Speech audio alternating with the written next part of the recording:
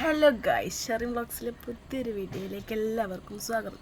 അപ്പോൾ ഇന്നത്തെ വീഡിയോ എന്താണെന്ന് വെച്ചാൽ ഹസാൻ മുഹമ്മദ് എന്ന് പറഞ്ഞാൽ അത് ഞാൻ നിങ്ങൾക്ക് പരിചയപ്പെടുത്തരാം. എൻ്റെ ബേബിയാണ്. ഇപ്പോൾ 2 വയസ്സും 4 മാസമായി. ഓനിപ്പം എൻ്റെ അല്ല ഞങ്ങളുടെ ജീവിതത്തിലേക്ക് വന്ന കഥയാണ് കേട്ടോ. സത്യം പറഞ്ഞ ഒരു മെഗാ സീരിയൽ, അതിനുള്ള സ്റ്റോറി തന്നെ ഉണ്ട്.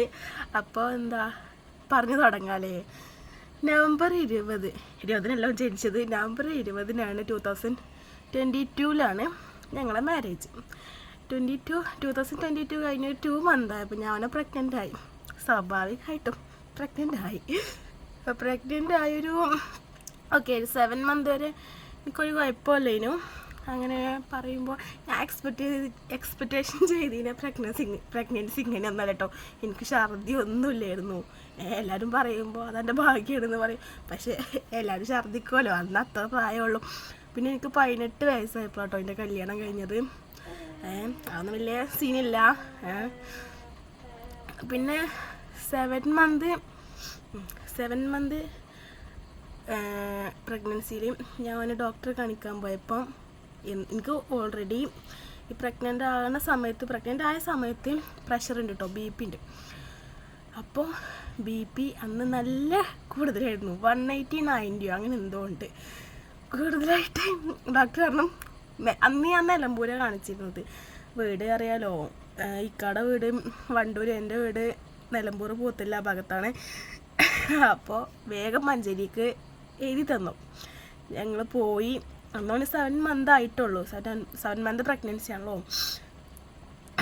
അപ്പോൾ പോയി കാണിച്ചു.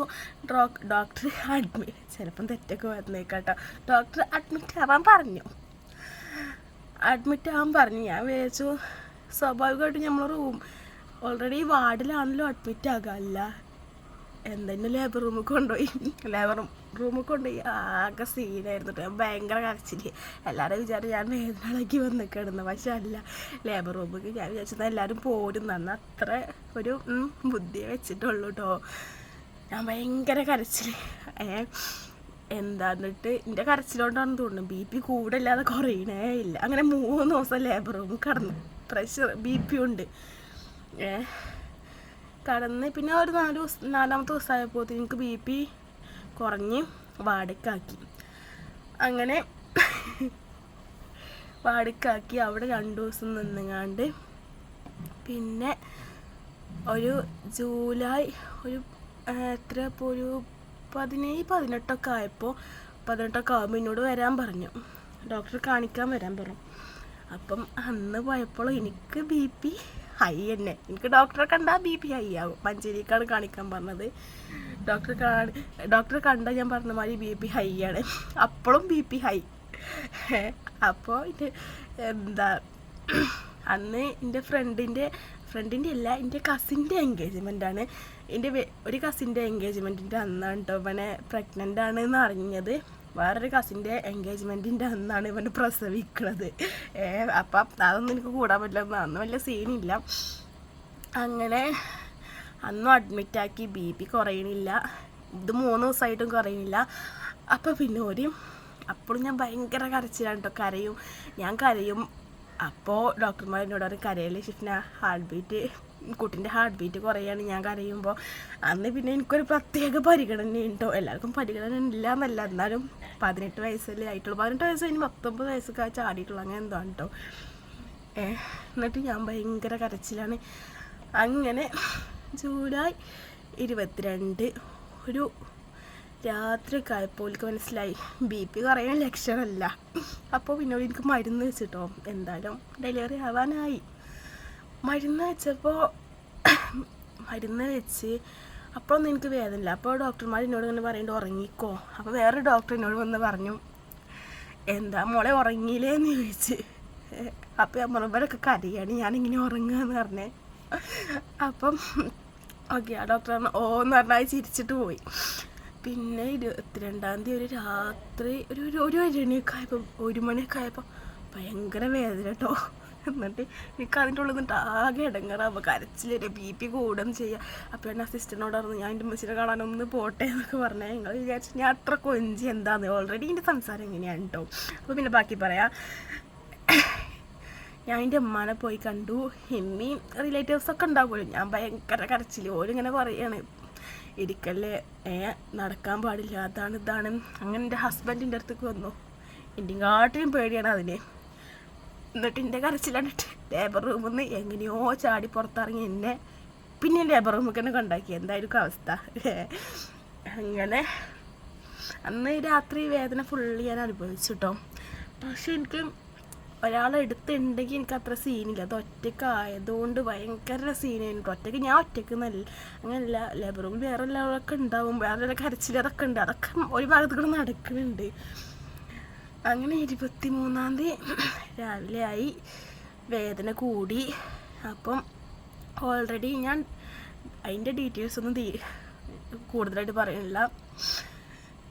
കുറച്ച് യുദ്ധം കഴിഞ്ഞങ്ങാണ്ട് അസാന് വന്നുങ്ങാണ്ട് ഞാൻ അവിടെ കടന്നു. ഓക്കെ, അപ്പോൾ അതിന് പ്രഷറൊക്കെ ലോ ആയി.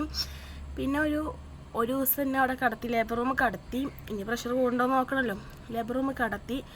അപ്പോത്തിന് പിന്നെ അസാനുവിനെ ഓനെ കയ്യിൽ കിട്ടിയ കുറച്ച് കഴിഞ്ഞപ്പോൾ തന്നെ ഓന് ഷുഗർ ലോ ആയി. എനിക്ക് BP ആണെങ്കിൽ ഓനക്ക് ഷുഗർ ലോ ആയിട്ടോ.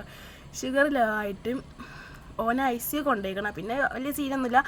പിന്നെ അന്ന് എനിക്ക് ഓനെ പാൽ കൊടുക്കാൻ കൊണ്ടുവന്ന് തരുമല്ലോ, കൊണ്ടുവന്നേ. എനിക്കെന്താ ഒന്നും അറിയില്ലല്ലോ. എന്നിട്ട് സിസ്റ്റർമാർ തന്നെ ഇരുന്നല്ലോ ഉള്ളിയും അവരെല്ലാം പറഞ്ഞു തന്നെങ്ങാണ്ട്. അന്ന് ആ സാധനം കണ്ടപ്പോൾ സത്യം പറഞ്ഞ് എനിക്ക് ചിരി വന്നു കേട്ടോ. ചെറിയൊരു ഭാവല്ലേ, അത്ര ചെറിയ ഭാവനൊന്നും ചെറിയ കുട്ടികളെ നമ്മൾ മാനേജ് ചെയ്തിട്ടില്ലല്ലോ. എനിക്ക് സത്യം പറഞ്ഞ ചിരിയൊക്കെ വന്നിട്ടോ. അന്ന് നല്ല ഭംഗിയുണ്ട്. ഇപ്പം എൻ്റെ കുട്ടീനെ കാണാൻ ഭംഗിയില്ല എന്നല്ല, നല്ല ഭംഗിയുണ്ടായിരുന്നു കേട്ടോ അവനെ കാണാൻ. അങ്ങനെ ഓനെ പാല് കൊടുത്ത് ICU തന്നെ കൊണ്ടുപോയി. ഇന്നെ വാർഡിക്കാക്കി. അന്നൊക്കെ അന്ന് ഞാൻ പറയില്ല, 32 വീക്സിലാണ്. ഞാൻ പറയാൻ മറന്നു കേട്ടോ. 32 വീക്സിലാണ് ഞാൻ അസാനുവിനെ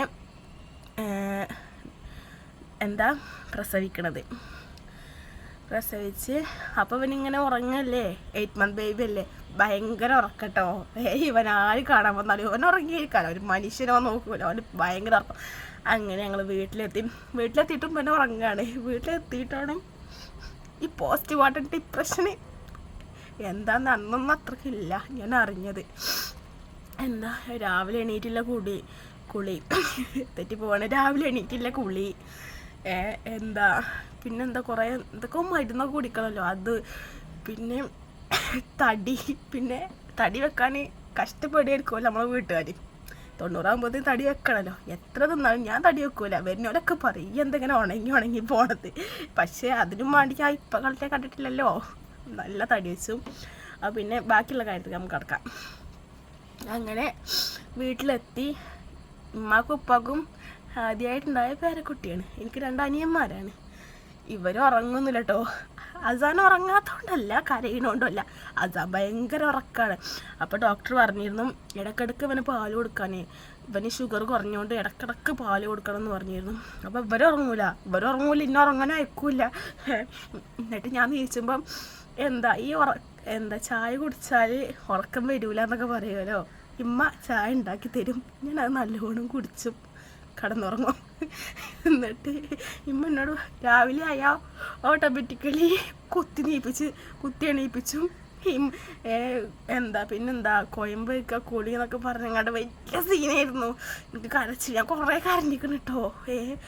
ആകെപ്പാട് നമ്മൾ ഉച്ചക്കും രാത്രിയൊക്കെയല്ലേ കുളിക്കല്. രാവിലെ നേരത്തെ കൊണ്ട് ചൂടുവെള്ളമൊക്കെ അതൊക്കെ അങ്ങനെ കഴിഞ്ഞു പോയി. പിന്നെ ഇവൻ ഭയങ്കര ഉറക്കമായിരുന്നു കേട്ടോ. ഉറക്കം എന്ന് പറഞ്ഞാൽ ഭയങ്കര ഉറക്കം, എണീക്കേ ഇല്ല. കാരണം 8 മന്ത് ബേബിയാണ്, ഓന് ഉറങ്ങണ സമയമാണ്. പിന്നൊരു അങ്ങനെ 3 മന്ത് കഴിഞ്ഞ് ഞാൻ ഇങ്ങോട്ട് വന്നു, ഭർത്താവിൻ്റെ വീട്ടിലേക്ക് വന്നു, വണ്ടൂർക്ക്. എന്നിട്ടും ഇവൻ ഒറ്റയ്ക്ക് മാനേജ് ചെയ്യാനൊന്നും ഞാൻ ആയിട്ടില്ല. ഞാൻ എൻ്റെ വീട്ടിലായിരുന്നപ്പോഴേ പാല് കൊടുക്കാൻ മാത്രമാണ് എൻ്റെ അടുത്ത് ഓനെ കിട്ടുക. കാരണം റിലേറ്റീവ്സൊക്കെ അടുത്തടുത്താണ്. ഓൻ്റെ കാര്യങ്ങളെല്ലാം ഇപ്പോഴും അങ്ങനെ തന്നെയാണ് കേട്ടോ. ഇപ്പോൾ 2 വയസ്സ് 4 മാസമായി. ഇപ്പോഴും അങ്ങനെ തന്നെയാണ്. ഓൻ ജനിച്ച അപ്പോഴും അങ്ങനെ തന്നെയാണ്. എല്ലാവരും വന്നെടുത്തോണ്ട് പോയി. സത്യം പറഞ്ഞാൽ അന്ന് ഓനെ എനിക്ക് നോക്കാൻ കിട്ടിയിട്ടെന്നല്ല എന്ന് പറയാം. അത്രക്കും മറ്റുള്ളവർ ഓനെ നോക്കിയിരിക്കണേ. അപ്പോൾ പിന്നെന്താ, അങ്ങനെ ഇപ്പം 2 വയസ്സ് 4 മാസമായി ഓനിക്ക്. പക്ഷേ അന്നത്തെ ഒരു കുട്ടിയേ അല്ല ഓനിപ്പോൾ. അതെല്ലാവരും പറയും കേട്ടോ. അന്ന് എല്ലാവരും പറഞ്ഞു ഓനെ എന്തൊരു പാവാണ് ഇവന്, ഇന്നെ അപേക്ഷിച്ചോൻ എന്തോ ഒരു പാവാണ്. ആ പറഞ്ഞവരൊക്കെ ഇപ്പം മാറ്റി പറഞ്ഞോന് ഒന്ന് പറഞ്ഞ് രണ്ടാമത്തിന് അടിയാണ്. അടി ഭയങ്കര കുശുമ്പാണ് കേട്ടോ. ഇപ്പോൾ എന്താ ഹസ്ബൻഡിൻ്റെ വീട്ടിലാണെങ്കിലും എൻ്റെ വീട്ടിലാണെങ്കിലും ഓൻ്റെക്കാട്ടിലും വലിയ കുട്ടിയൊക്കെ വരുമ്പോൾ പേടിയാണ് അടികൊണ്ട്. അപ്പം മാഷാല്ലാ ഇപ്പോൾ കുട്ടിക്ക് ഒരു കുഴപ്പമില്ല. അന്ന് ഷുഗർ കുറഞ്ഞു, ആ ഒരു പ്രോബ്ലം ഉണ്ടായിരുന്നുള്ളൂ. പിന്നെ തൈറോയിഡ് ഒന്ന് ടെസ്റ്റ് ചെയ്യാൻ പറയുന്നു. അതിനും വലിയ സീനൊന്നുമില്ല, അത് ഞാൻ വിട്ടുപോയതാണ് പറയാൻ. അതുകൊണ്ട് ഇപ്പം ഒരു കുഴപ്പമില്ല. ഇപ്പം പിന്നെന്താ അത്രേ ഉള്ളൂ. അപ്പോൾ ഇങ്ങനത്തെ എന്തെങ്കിലും തെറ്റുകുറ്റങ്ങളൊക്കെ ഉണ്ടെങ്കിൽ ക്ഷമിക്കുക. ഇപ്പോൾ രണ്ടാമത്തെ ലോങ് വീഡിയോ ആണ് തോന്നുന്നത്. അപ്പോൾ ഇങ്ങനത്തെ വീഡിയോസ് ഇഷ്ടമാണെങ്കിൽ, അല്ലെങ്കിൽ എൻ്റെ വീഡിയോസ് ഇഷ്ടമാണെങ്കിൽ ലൈക്ക് ചെയ്യുക, സബ്സ്ക്രൈബ് ചെയ്യുക, കമൻറ്റ് ചെയ്യുക. കൂടുതലായിട്ട് യൂട്യൂബിനെ കുറിച്ച് അറിഞ്ഞ് വരുന്നേ ഉള്ളൂ. അപ്പോൾ പിന്നെന്താ, എന്നാൽ ശരി. അപ്പോൾ മറ്റൊരു വീഡിയോ ആയിട്ട് വീണ്ടും കാണാം.